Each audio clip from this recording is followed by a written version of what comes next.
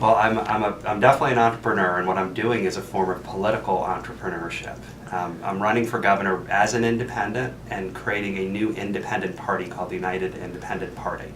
So the Falchuk for Governor campaign is about not just independent leadership and smart, brave reform of our politics, economy, and government, but also creating a framework, a platform for other people that are smart and brave and want to reform these things to participate in a way that's meaningful. Interesting. Now you have there's a reason you're running. There's a foundation to your whole concept about the economy, correct? Yeah, there's a lot of reasons. I mean, number one for me is I became, like a lot of voters, tired of the idea of voting for the lesser of two evils. And if you're a voter who wants to see people who are pragmatic and forward-thinking and progressive with new ideas and are tired of hearing about the left and right and big taxes and low taxes and all this stuff that we're used to now in our country, we have to figure out a different way forward, and that's why I'm doing it.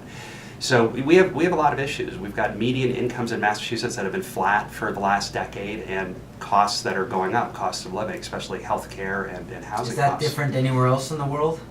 Massachusetts has it particularly bad. We've got the most expensive health care in the country by a lot, even taking into account how high quality it is.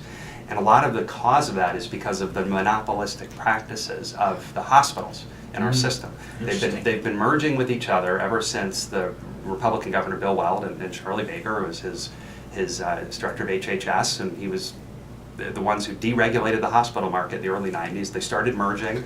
Today, about 72% of the hospital market is controlled by hospital systems under a Democratic administration.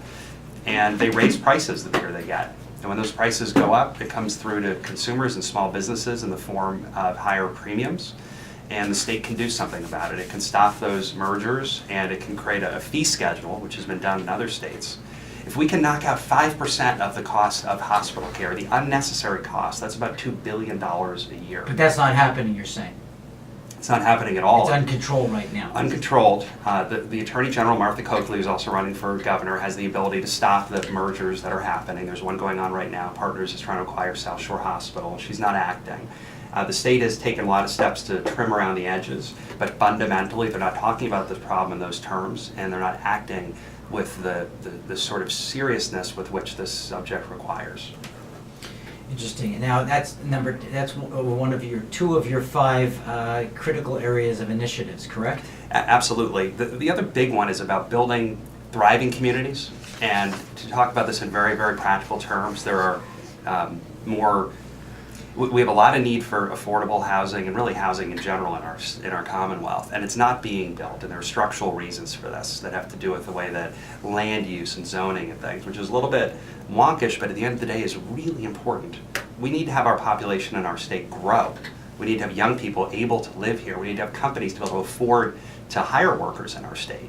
And if the costs of living, in terms of owning a home, in terms of transportation, and being able to get around, in terms of all the other aspects of what it means to live in a thriving community aren't there, we're not going to be able to succeed. So it can be done, and I've got a Falchuk Thriving Communities plan that will be coming out, which will describe in a lot of detail in the ways that we're able to do this. Is that part of